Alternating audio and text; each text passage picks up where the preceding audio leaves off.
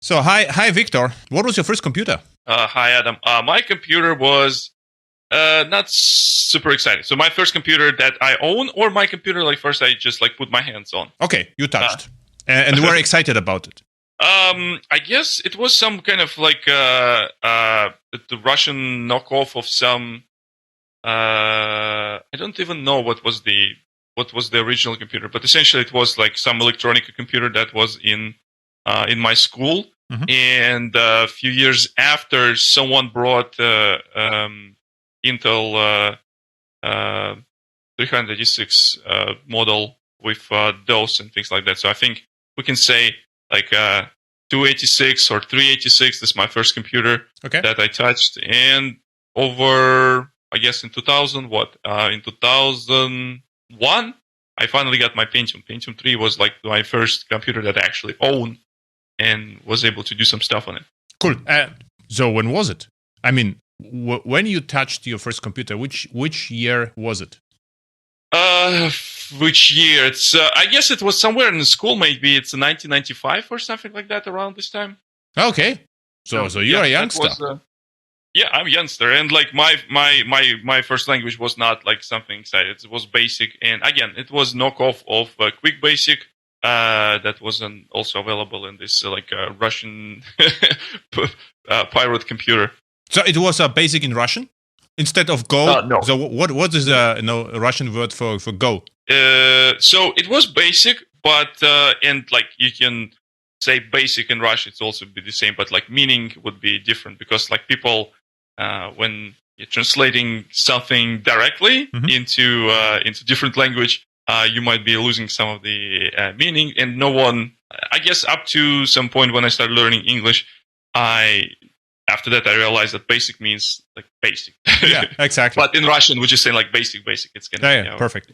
Programming language. If you saw the computer, were you excited or just you say okay, at this point of time it's just a machine? No, I think I was super excited. I was spending more time around those computers like my classmates. And I was trying to program. The people was just like, oh, let's play some like ASCII art games. Yeah. But I was more interested. Okay, so how does it work? But like how I can make those pixels moving? What can I do? Like what's the like small programs? So I guess since that time I was just like all about computers. Yeah, and why you were so excited? Because you thought, okay, you can work with it, or was it a purpose, or just you were curious how it works? It's very difficult to say because I was not like self-aware at that times, and like it just like was something new, something super cool, like some electronic device that you can do some interesting things. Yeah. It just was curiosity mixed with excitement, mixed with trying to understand the potential of the thing. Yeah, okay.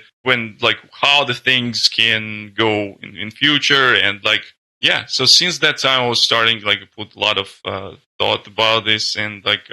Not only playing with this, but a little bit programming and how the things work. After that, like when I get my first computer, I was able to even like touch some hardware stuff.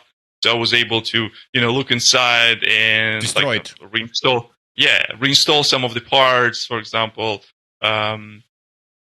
So yeah, that was kind of like a mix with excitement and curiosity and understanding potential. So what was your first software you wrote then? Or you meant something which, worked actually? So I was reading, there was like a paper, there was a time where there were like a paper magazines, the actual paper magazines, and people were printing some of the code there in this printing magazines. So one of the apps that I was trying to kind of, it was some sort of game. It's like huge listing, like a couple hundred lines. So I was trying to type it in, and it didn't work, obviously, because like it's you can find the first part of this listing in a different issue, and I went to library, I couldn't find the different issue of this one. It didn't work. But I start to do some of the like primitive computer graphics using Basic, like drawing shapes, make them appear, make them draw, make them move. So I would say it was around like computer graphics side of things, because Okay, cool. I didn't understand the computational aspect that time yet. But the graphic was cool, like making the circle go from the one place on the screen to another place on the screen was kind of like pretty exciting. So and then we are hooked to programming. So you started to program a game. So what was your goal then? My goal was like everyone in my age, probably not the majority of people, just trying to play games. Yeah. My programming thing started actually with Flash.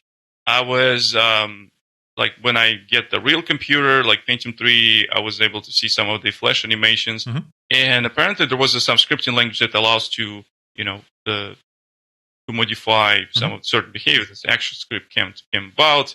I switched also, start learning Visual Basic, where you can have a different forms, and it was like literally visual because it allows you to draw buttons and make them appear.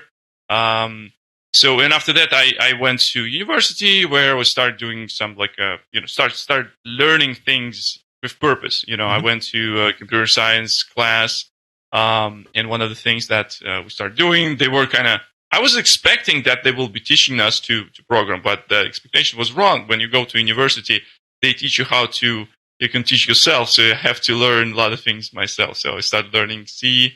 There was a kind of expectation that you already know Pascal. I know the syntax, and I work with some small programs. I'm not calling them apps because just like literally there were some programs to compute something. And I guess the professionally things that I'm started doing, they came about with C and C++. Like I started writing some of the applications. But my first commercial programming actually happened. Like commercial, I mean I could get my some money for the things I wrote. It's actually I wrote this in Perl. So I got the internship in the bank, and one of the things that I need to do, it's kind of like a part of DevOps, because you're automating your own operation of the servers. I wrote the log scraper. So essentially it was processing some of the logs, collecting logs from multiple computers, scraping them, and kind of like getting the aggregated view what is happening and things like that. Like it get the aggregated view, so you can see like what multiple events happened at the same time on the multiple different machines, so you can kind of debug this. So, and this is where I actually get paid for this. It was paid internship, so it was exciting. So you mentioned Russia. Which city was it? It was a city called Lipetsk. It's the place where it's my alma mater, the university when I went after my school. But my hometown is nearby, it's just like hour drive from Lipetsk. So it's slightly on the south from Moscow. It's maybe like a 7 hours drive from Moscow on the south. And when you find out that you actually would like to study, computer science, so you always knew that, or? Yeah, I think it was around 2001 when I get my first computer. Like I got this, because I somehow convinced my parents that hey, yeah, I need this computer for studying, but all I wanted to play is Unreal Tournament. Yeah, at that time. But I think I was also excited about the hardware aspect of it, and how the people. I actually when I was buying my computer, I get into conversation with some people who helped me in the store, who helped me with the collecting of the parts and what kind of stuff needs to be there, and I start kind of seeing that this is something that I would love to do, but it's quickly transformed to something else because you're a teenager, you always know what you want to do in your life. Exactly. So, and what happens is I learned from the guy who was apparently he had some sort of internship in the store, computer store, that he's actually studying computer science, automation, automatic control systems, big systems. I didn't have any idea about those and how these things work in, say, in enterprises and the big factories and places like that. So I was excited that the guy was able to even kind of learning all these cool things and in a part-time working on the things. It's kind of like a dream. Things collide and the dreams come true because you kind of studying things that you love and you actually get paid for the things that you love. And I think, so next year I will return to this city and I will try to enter this university as a as a student. So I start learning the things. So the perfect synergy, right? Yeah. Cool. So like everyone is like asking like, what would you do if you would not do any computer programming and things like that? I would say, probably I don't know. Maybe music, but essentially I never consider anything else. Yeah. So I was very good at math, physics, and basically all like a technical and like a very like the science that is like it's not fuzzy. There's math, there's physics. You can go like and do some computations, things like that. So that was kind of I decided. Interesting. For me, was math very fuzzy. So oh really? Yeah. And then I learned, I learned this after, when I was like, when you just like, 17 years old, you think that, okay, you already kind of sort of figured out many things already yourself. Yeah. But you're not. So yeah, it's kind of funny. It's kind of like a constant learning experience, like constantly going through phases and seeing that, I think I already figured this out. And after that, you getting to the next level where are your NPC are more mean and the bosses are much more difficult. So this is how life came about into the constant spiral of the discovering things, more things that is becoming more things that you don't know. And the next thing is, what also surprised me, I also tried Flash because I had to. So someone asked me, we need a Flash developer, and I said, okay, I will try this. But it was hard for me because was really hard to find the source code, I would remember in the Flash, you were only allowed to put the source code in the keyframes.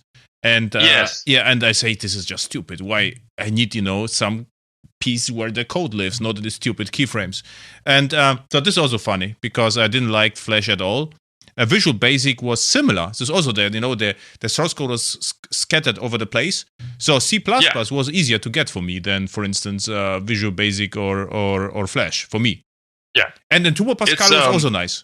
But it's very interesting in terms of like the Visual Basic. I did know that the Visual Basic actually transformed from the this form-based thing that I tried when my computer came with something. I don't know, someone installed this on my computer.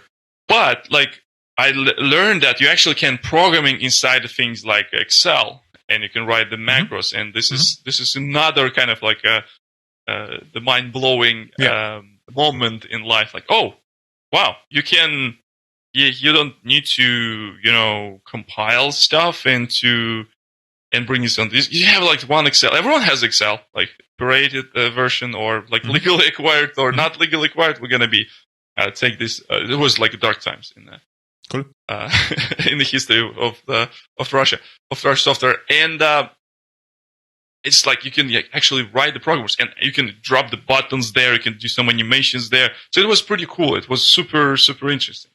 And this Flash thing is actually, I didn't know that it again will return in my life in another level of this spiral.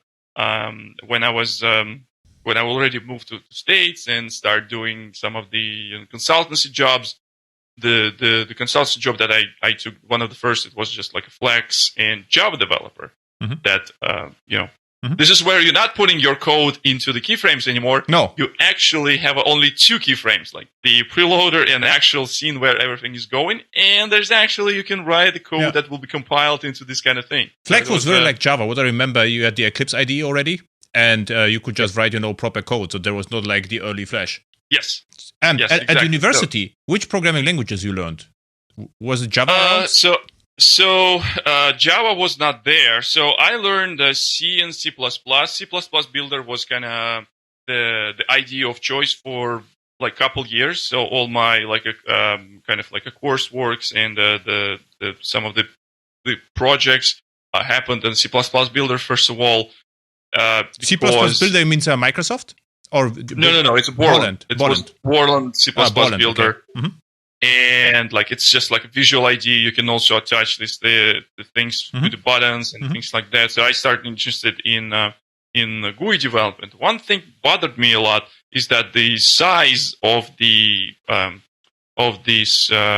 binaries of this application, because there's two options how you can compile your like C++ builder application. It's like you have a dynamically linked library. So in this case, when you bring in your app somewhere, those person needs to have those libraries installed.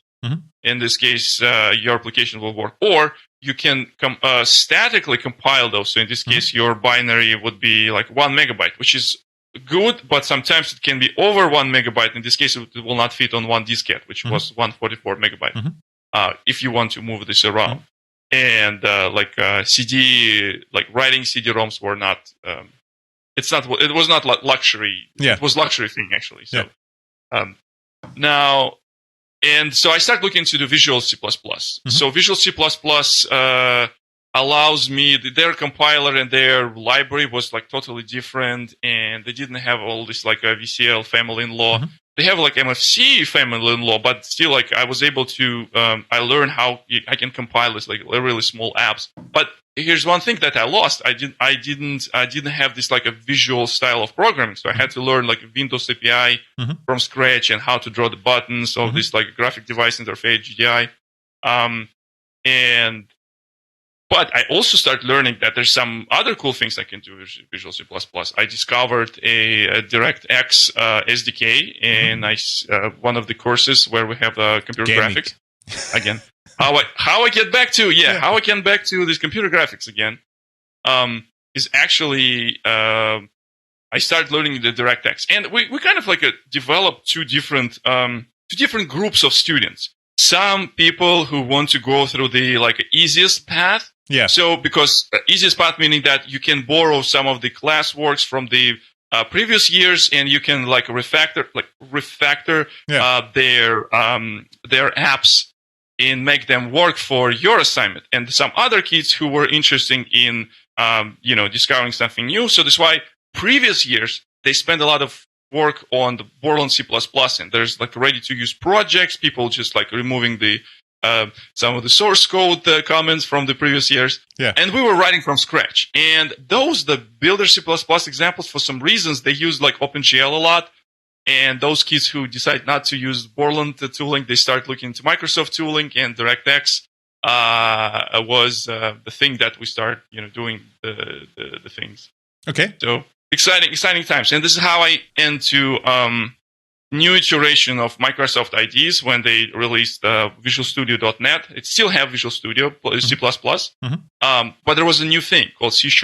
And C#, and I didn't know anything about Java at that time. Okay. I didn't know all this like Microsoft Sun war. That's when interesting. The Sun was, yeah, because I came from this, kind of from the Microsoft world, and I was there for a while, and it's kind of like I usually describe this period like I'm kind of like this small chicken that just like hatched from the egg, and like whatever I get from Microsoft, this is what I use. Like they give me IDE, they give me MSDN, which was documentation.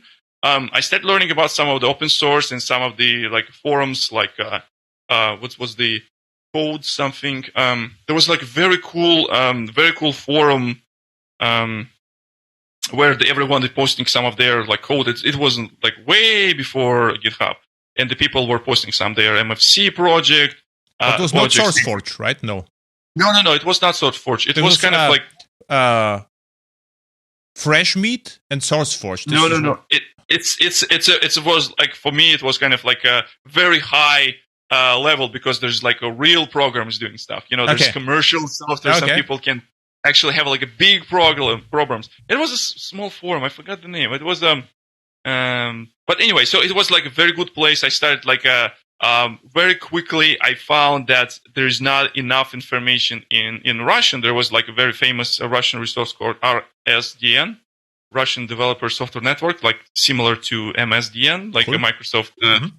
And there was like lots of articles there. Again, I was buying some of the magazines, like printing magazines, because there were like some good articles there. They were. But which year was it? You remember? So it was around say 2004, 2005, 2004 exactly. Okay. So when I graduated from this university and went to Moscow for my post-graduation stuff for PhD. So what happens is I met the professor and he said, yeah, we do have some like Microsoft folks here, but we're here with we're teaching a lot of IBM stuff, and we're teaching IBM Java. So do you know Java? I was like, yeah, of course. Yeah, sure, yeah, Java, whatever. And I got my first Java book was Thinking in Java by Bruce Eckel. Yeah. So even though it's an amazing book, I really enjoy this and recommend to everyone. It is not good first Java book. Yeah. it's still. I guess the reason why I picked this because I was enjoying his first book, Thinking in C++.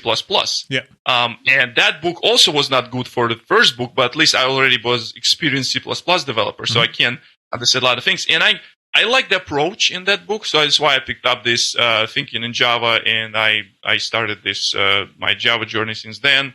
And that was the moment, another like, look, there's open source, there's a IDE that you're not supposed to be paying. You're not paying for the clips. And it doesn't look like shit. It looks amazing. You did we did Eclipse or Visual H for Java back then?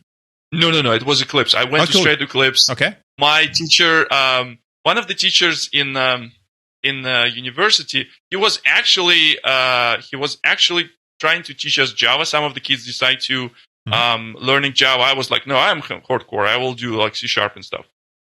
And she was showing Eclipse, and it was amazing. It was just like the very nicely looking IDE and the code completion, and it's like it worked fine. It doesn't require a license. And this was just another kind of moment where I said, oh, there's the web server that you can write programs in Java. How cool is that? I only thought that like the web servers you program with PHP, which is also another language that I was kind of learning on the side to do some of the website gigs.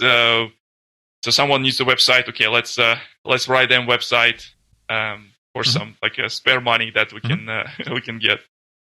Hey, and when you did the gig with the Perl internship, was it this period or later? It was like it was around. It still was in the university. So okay, cool. It was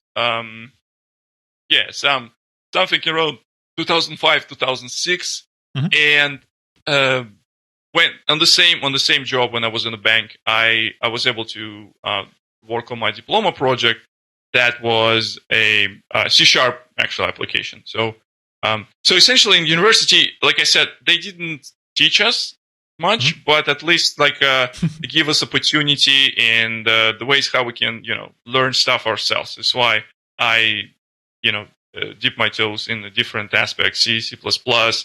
The Visual C++, a little bit of PHP, a little bit Perl, C#, Java, and all those kind of things. So, how you like Java actually, beside Eclipse? So you were okay with the syntax? I didn't like it at all. Yeah. Didn't like it at all. It's just some weird language that in order to run this, you need to have another thing to install on your computer. It doesn't compile to. I remember the thing what I started with when I explaining that I didn't like the size of my, the binaries and runtime. Like, okay, Java speeds up is very small, small thing called class, whatever it is. And after to run this, I need to have like GRE? What's the difference? GRE, JDK? What's the difference? I don't understand this. I don't like it at all. Like, I like this Eclipse thing because UI looks amazing, but I didn't know about, I've seen some of the swing gaps and they look like crap. And I was like, ugh. Or because they were using like a motif look and feel. And that's why they look it's like really ugly. But like, why can't other like Java apps look like Eclipse app? Because Eclipse looks amazing. At that time, I didn't know there was kind of like a native binaries for different operating systems, and they need to have like more native integration with standard the visual components of different operating systems. So it was interesting time. And like I returned to Java, and I returned to Java not through the desktop, but I returned to Java through server side. This is where I started getting interested in Java. It's just because some of the web apps that we can write, right? And some of the things that we did when I was in my postdoc university, we did a lot of kind of research and development project for Russian Railways. We were supporting their like training portal since my university was named as Moscow State University of Railway Engineering. So we were, naturally supporting Russian Railways with the multiple, teaching initiative that they might have. And some of the like web apps, I started learning how you can integrate with databases. And how you wrote them, with Tomcat, or what was the technology stack? So WebSphere. Okay. Yes, I was brain damaged from the start, and WebSphere was the thing that I started doing things. But for to be like frank, it's actually WebSphere plus IBM tooling. Yeah. IBM tooling was very good if you have a like fast enough machine that time.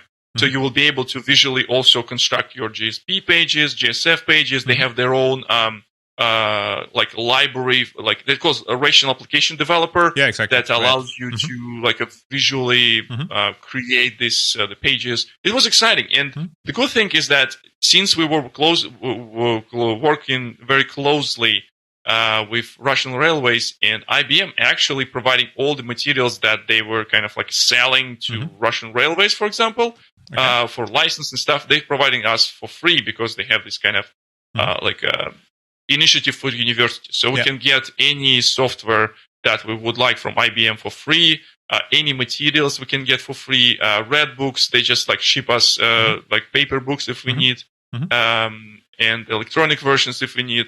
It was really good time to learn things, and I learned a lot of things. And I was trying to, speaking about the Tomcat, I was trying to figure out what's the difference between like WebSphere and WebSphere Community Edition, which is based on professional Tomcat. Yeah, there was a Geronimo thing. What the hell is this? Like, what the hell is open source thing anyway? So, like, people doing this for free, like they give away their soft for free. Like, what the hell?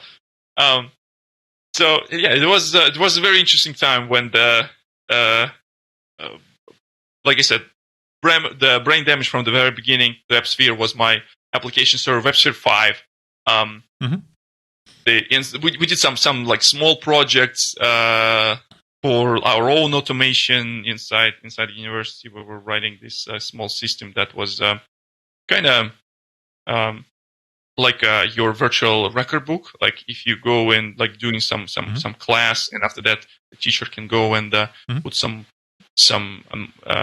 ranks for you. So so there's going to be A, there's going to be A minus, and things like that. So it was pretty cool thing. But we very quickly realized that WebSphere is like too big. Like we just like to run this on my laptop, it was just like too difficult. So we start learning things how we can simplify what's funny, things. what I noticed that I lived almost in parallel world to yours, because you used the Bolland C++ builder, and I used the JBuilder. And the JBuilder was written in Swing, but or Swing with the JBCL. I think it was the Bolland class libraries, and they looked nice. They looked really great. And then Bolland was too expensive, and I noticed that Eclipse is very good with refactoring. And I liked Eclipse because it looked different. I was a little bit bored with the Bolland, and it was faster and a little bit different. And I think in Europe, I actually eliminated lots of JBuilder installations just by introducing Eclipse, because it was so easy back then. And what I also used from IBM, but around 2000, was Visual H for Java. And I really enjoyed, the look and feel of the IDE. And I don't know whether you were aware of IBM, but back then IBM was really great with Java. They had DeveloperWorks, AlphaWorks, great portal websites with nice ideas. So they published once a week articles about cool Java stuff and the open source stuff. I was completely fascinated by that. And they had a Palm Pilot with Java on it. And this was somehow from IBM. So I also remember that. So I was also into IBM. And but I was I 100% remember DeveloperWorks. And when I was saying, like, in the last years in my university time and my like early years in my the postdoc work, I quickly realized that there's like huge limitation about documentation if I try to find this in Russian. So I just 100% give up on any translated books, any translated documentations, and I rarely use some of the the Russian material. So I was 100% switched to English, to English developer works, and the Russian translation of some of the articles on developer works, they were like a couple years behind. Yeah, this is where like developer works is actually one of the first website, the portals where I started learning. There's some other languages. So I learned about Groovy. Mm-hmm. I think it was article by. I think it was even Scott Davis who wrote some of the articles there. Mm-hmm. And after that, I met the guy. It's always, when you ask about programming language, I think it's always your programming language would be strongly influenced by the person who lives nearby. So if you know the person who knows ASM very well, assembly language, you will start learning assembly because you will have a time to get and the opportunity to speak to the person. Yeah. And learn some of it from him. Same thing happened in university. Like some of the kids in my university, they were like smarter. They had the computers way before, so they had the opportunity to program. Question now about smarter kids. Now about your experience. What I did the experience, very smart kids at the beginning of the study or school with computers. I look up to them and I say, crazy what they already know. And afterwards, they lost interests. 80% of the incredible smart kids from university, the first semester or from school, then afterwards, they do nothing interesting. So they completely lost interest. What's your experience with that? This was my observation. If someone was really very good at the beginning, they somehow, I don't know why, they lost, motivation or whatever? I would say I was lucky enough that I known people in the school. They were smart, but they were not like arrogant about this, so they were like helpful. And we have our own kind of like usually like every when you go to study with someone, there's like smaller groups that form. And all the kids where I was in university, they actually continue to do stuff in the programming. Like we were dreaming about kind of so we will maybe together we're writing a computer game. But we didn't know how to start and things like that. So it's never, never came about. So I was wrong, actually. No. You're not wrong because I've seen similar things in when I was went to the Moscow University of Railway Engineering. I was actually teaching there because it was a part of my kind of like the postdoc experience, and I started seeing some of these smart kids. And I still like follow some of them, or they follow me, and like I know some of the people. Many of them they decide not to become the software engineer. Yeah. A few people who actually like quite successful. They actually also move out of Russia and they start working on some my former students. They start working on the guy who's actually I guess it's still working at Google or something like that. Cool. So it was really cool. So. But I definitely seen things that you are saying. Well, I've seen this, but I think it's also depend on like this, the smaller groups. Some of the kids in the same groups, they become just like the managers. They went to do sales or things like that. They have the technical education in computer science, but they decide not to pursue this for some reasons. Maybe at the time when they were just like finishing university, they didn't have a opportunity to find a job, or they find a job that turns out life sucking. So they just decide to like switch gears and work on something else that will bring money, because there's like everyone has a different story. But I definitely seen the things that you see that you just described. What happened after WebSphere? So what happened after WebSphere? Yes, and at that time I started also when I mentioned like the programming language will be highly inspired by the people who you have around. I start learning things can simplify development, but also make you kind of like productive. I've seen Ruby on Rails, and I really like this idea, but I never program in Ruby at all. But remember that blog post by Grails. Scott Davis, the developer. Exactly. This is how I end up in the Grails, and right now you're meeting people in the internet, and it's kind of like it's okay. You're meeting a lot of people on the internet, and but the time back, you still kind of meet people on the internet, and you're meeting them in real life, and you're still kind of like hesitant. Maybe it's still weird. You met the person on the internet. So I met the guy. He's my friend. He's still my friend, and he also like moved in States like eventually. But that time he was working in Yandex. Yandex is a Russian Google.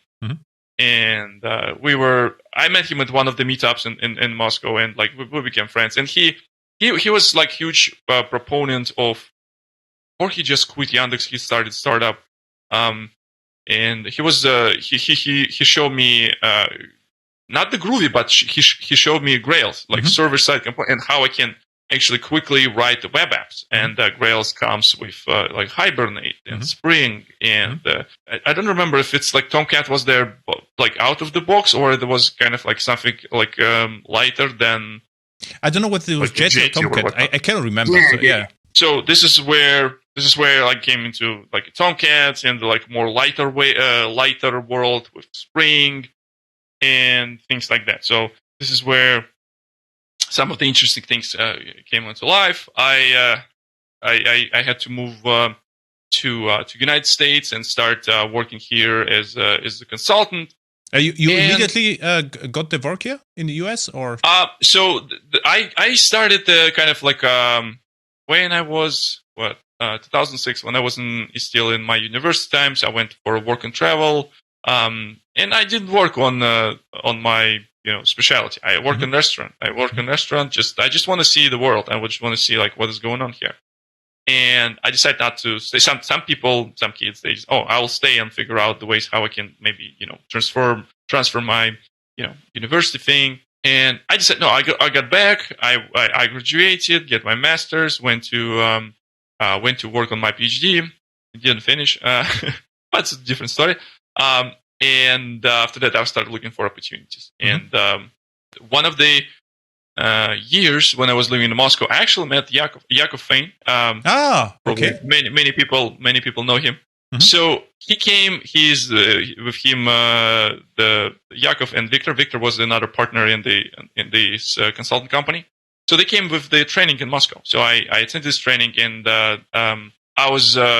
we just got in touch. And I was looking for opportunities to work abroad. And since we were in touch, I started working with them for some projects. So some of the projects were remote, some of the projects were like on site. So this is some of the big companies. Like I started working on Goldman Sachs, Citigroup, and on those projects with Flex and Java. So this is where... Yeah, exactly. He was about Flex. Yeah. But he's somehow disappeared, Yakov. What he's doing?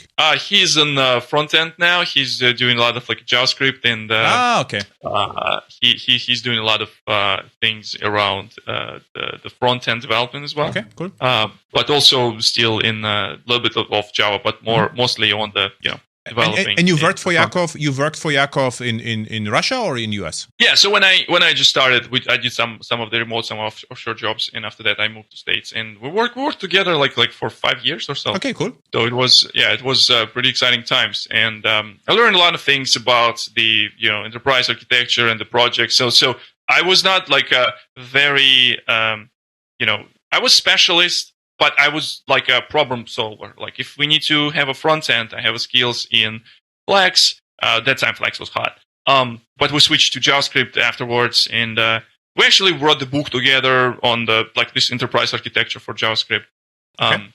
And like if we need to integrate with some of the backend system, like messaging systems, and some of the like ETL system, like batch processing systems. So I also could do that because in many aspects, it's like Unix skills and like general, like also Java programming skills. Java becomes just like big thing. So if you know Java, you can do pretty much everything and everywhere. Yeah. But over the time, the experience that I had in the past, like the project that we did for Russian Railways, the project that I learned from IBM folks, and like the consultancy at times, created the man I am right now.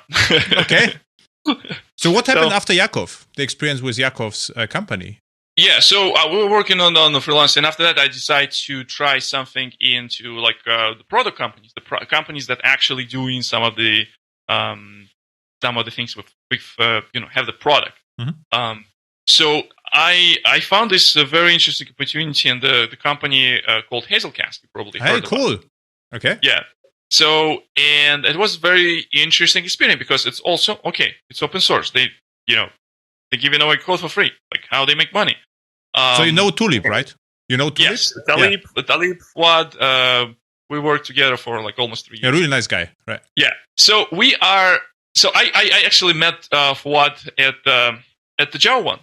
So they were at the Java one. They were having the booth there, and I was there. When was it Java one? Was it the Sun Java one? Or after?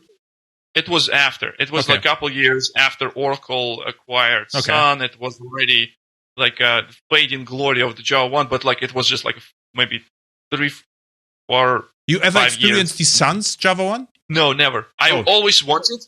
I always listening this Java Posse podcast and the things that they explain about the event, and I was like, okay, so my first thing when I will move to States, I will go to Java one. Yeah. It didn't happen because like the year I moved there, the Oracle acquired Sun. It didn't happen. Java one. The next year I couldn't come, and the year after I came there already as a speaker. So I was applying my talk.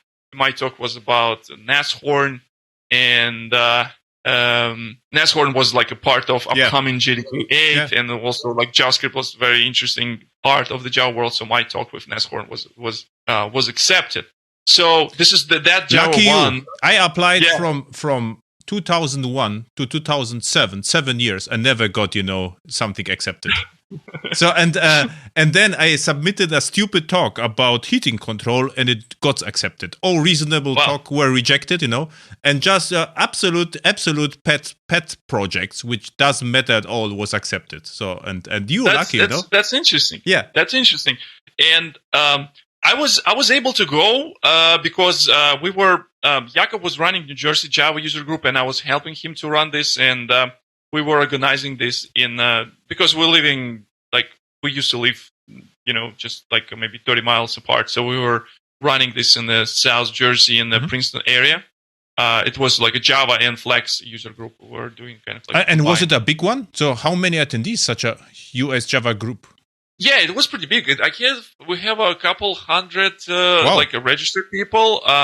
Usual attendance was around maybe like 40, 35 people easy. And it was kind of like a good group, very solid attendance. And, it's if you go in from city like New York to down to Jersey, it becomes kind of like a more spreaded. So getting like this attendance, it's pretty good for like very, very like specific topics like Java and Flex and like that. So it was cool. So in being the part of the Java user group, we can get a free pass. Yeah. Okay. To Java one, but like you need to pay for your travel, you need to pay for hotel, and so when I get the speaker acceptance, I already got there, and I meet Fuad at the Java one expo, and I saw like we're hiring. And it was kind of interesting. Okay, so let's talk to this guy. And the technology looks cool. I never work at distributed systems, but the things that they were doing there looks fascinating and looks exciting. Okay, so how you can distribute the data across the multiple computers that fast? So, and apparently they were in search of kind of solution architect. In my experience, that time when I was a consultant, I thought I know what's solution architecture. It's we go in there, we're just making the customer happy, and we go and we leave. Yeah.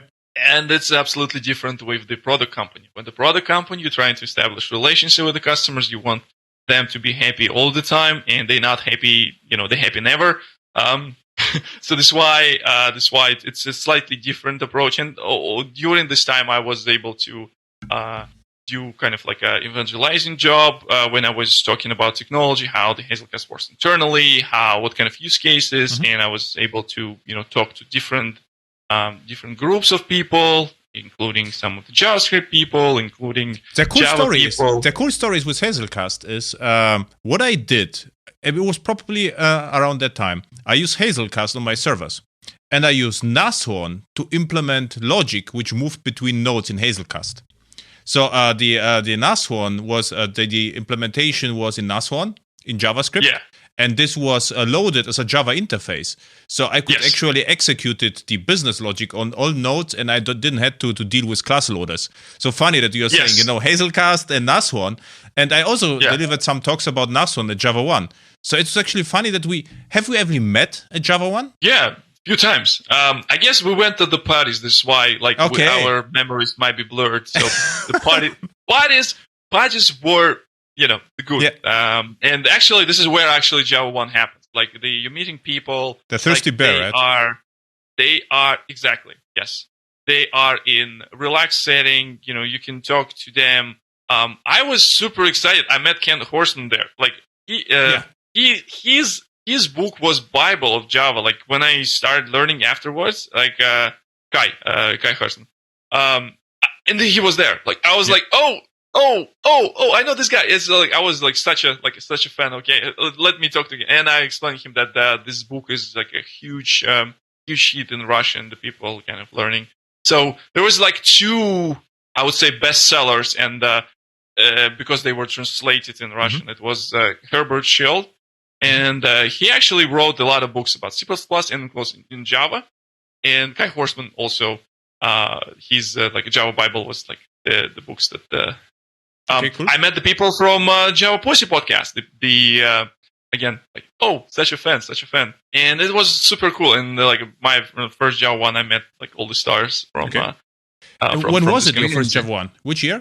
2013, I think. 2013 exactly. Yeah, I think it is because 2000. I moved to 2000 or 2012. 2012, I would say. Okay. And since that time, I was there like every year. Okay. And you still worked for Hazelcast? How long? So now our paths with Hazelcast are parted. So now I work in another commercial open source company. It's called Confluent, and with Confluent, it's now also continuation of my kind of like distributed system world. And now it's all about Kafka and streaming platform and stream processing. So okay. So how long you stay with Hazelcast? Like around 3 years, like 2.5, I guess. And how long you're working for Confluent right now? About time, yeah. It's going to be next month. It's going to be 3 years. 3 years, okay, cool. And when your love with distributed programming started? Was it at Hazelcast? Yeah, I think so. Like when I was at Farada Systems, like this is the name of the company where I work with Yakov. We were focusing on this like middle tier, like a front end, a little bit of back end, like the serving side of things. But I never look on the the real back on the back. And with Hazelcast, I started my journey in the distributed systems world. I started learning things around how the data system work, what's the cap theorem and things like that, and all these like cool words. And like dealing with this type of things, not in theory, but also in practice when we like meeting the customers and see how the things are working, like how the big system and big distributed system work, how to build like a highly, scalable systems. And I'm still, continue this journey. I still love distributed systems world. Still do Java. so you're still hacking. So still hacking code at Confluent? Yes. So you are actually a knowledgeable Kafka developer, right? Yes. One of the things that I'm doing like shameless plug. I'm doing shameless plug right now. So we build this website with like code where you can learn Kafka, and it's called Kafka Tutorials, and you can go there and like it's all Java. You can learn how you can program with Kafka streams, or you can learn how to program. Kafka Tutorials what? .com or .io? No, it's Kafka-tutorials.confluent.io. So cool. It's on. I'll send the link to. You can even use the short link. You can go to cnfl.io/tutorials. Okay. And this is your task right now to build a site, right? Yeah, we build. My team is doing a lot of other things, but this is the time where I like to put my, this is the place where I like to put my time. It's pretty exciting because the way how we, teaching these things are like very hands-on, and it's like a complete. If you're going through one tutorial, you will get the complete knowledge of how you can implement use case from public static void main to moving this to production. Yeah. Can we talk a little bit about Kafka, if you like? Of course, yes. Yeah, because I can talk about Kafka like all the time. So what usually happens in my show, just the first episode is just, how you get there. And the next one, I would like to invite you and talk the whole time about Kafka and whatever you like, but just, architectural conversation, if you're allowed to, or there are no NDAs or whatever. But as you probably know me, I'm, Jakarta micro profile, like enterprise kind of consultant and still developer. And clients come to me, and Kafka is like, is hot, and everyone would like to have Kafka. But they usually, sometimes, let's say, they don't know what to do with Kafka. They would like to have Kafka, but they have no idea what to do with it. And as you already mentioned briefly, JMS. And for me, it is an interesting distinction between, for instance, Kafka and JMS. And for me, actually, so I'm curious about your opinion, they are actually opposite architectures. They are very similar from bird-eye view, but from the idea, they are opposite. Let me explain. Yes. For instance, you're right. JMS, the queues and topics, it is, I think, a best practice to have them transient, not persistent. And Kafka, I know persistency is actually in Kafka a feature, I would say. So I would say, JMS is more like communication channel between us, and Kafka is more capturing, the state of the world and do something with it. So Kafka is more like a database almost, and JMS is more like SMS system. And therefore, if someone tries to misuse Kafka for JMS, I don't think it is a good story. The same is true if someone would try to store, JMS messages in JMS or messages in JMS. It's also not a good experience. So what's your take on it? So as a preview for the next episode, we can talk, 1 hour about that. But I can talk about this more. Okay, no problem. So what do you think about that, what I said right now? And I see a lot of... so the way how people... join this the Kafka world and how the people end up here. It's actually few ways. First way is exactly how you described. Okay, so people looking for something better than JMS in terms of creating inter-service communication or inter-process communication. Yeah. So you start like JMS for some reason and persisted topics that you have in some of the message queues. Or message, how we call it? We call it not message queues, but the correct name is message-oriented middleware. MOMS. So yes, and this is how they end up in Kafka. And they heard that Kafka is like designed to to handle large amount of data or like a large number, like big number of messages. And they start using it as a kind of better replacement for JMS. Yeah. For second group of people, they're actually coming from the world of the big data, and they were coming from the world of batch processing. Okay. Coming from the world of Hadoop and things like that, and the way how they were dealing with the Hadoop ecosystem, they were starting to do like overnight batch processes, and the way how actually there was in the very good book called Big Data. It's by Manning Publishing. There was described of so-called the Lambda architecture, where you kind of like augmenting your batch layer with so-called speed layer that allows you to perform some of the computations on the data, and you get some of the result. That might be not 100% correct, simply because some of the data might arrive later. But it gives you good approximation. So the Lambda architecture was like, you have basically two systems. You have to do a lot twice, but you get a copy of the data and you transform the data that it can be processed faster.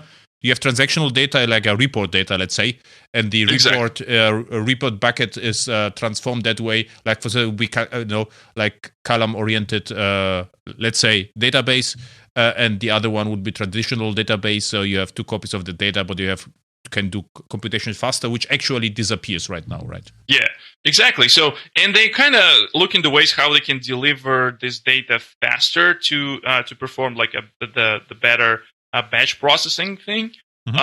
This is the second category of people, and it's just really, and there's some people that are already aware about some of the NoSQL databases and how they how they run in distributed fashion and all this like replication and things like that. So Kafka combines all these kind of things. Yeah. It can be appear as a very interesting storage system that maybe has some very unique mechanism for querying this data. It might appear how the better replacement for GMS, even though maybe it's not 100% like pairs or like matches to GMS, but it can solve some of the use cases that GMS can solve. Yeah, of course. Last statement about GMS and Kafka is, for me, a major distinction is if I'm using GMS, I'm actually know to whom I'm writing the messages. And I'm using Kafka, I'm only interested in the business, So I'm writing events down like business events, like I'm speaking with you right now. So this is a fact. So I'm writing it down. It should be persisted forever. And if someone else picks it up or not, I actually don't care. And this is what I'm interested in Kafka, because then you have like, the truth is in Kafka, and it can be picked up by any microservice you like. And the microservice is only interested in the business meaning of the event, and not to communicate between events, between microservices. This is what I told you. Or multiple events. Yeah, or multiple events. Yeah. And this I think even microservice is a wrong term. It would be more like a data processor, because it could be even without rest, It just listens to one topic, or topic in Kafka is topic, still topic, to one source of truth and transforms the data and enriches the data and creates another one. So it just, consumes, enriches, and copies. And another microservice just reads and does something else with it. So it changes everything. So this is the beauty of Kafka. And this is why, I really don't like the entire JMS, Kafka, and messaging.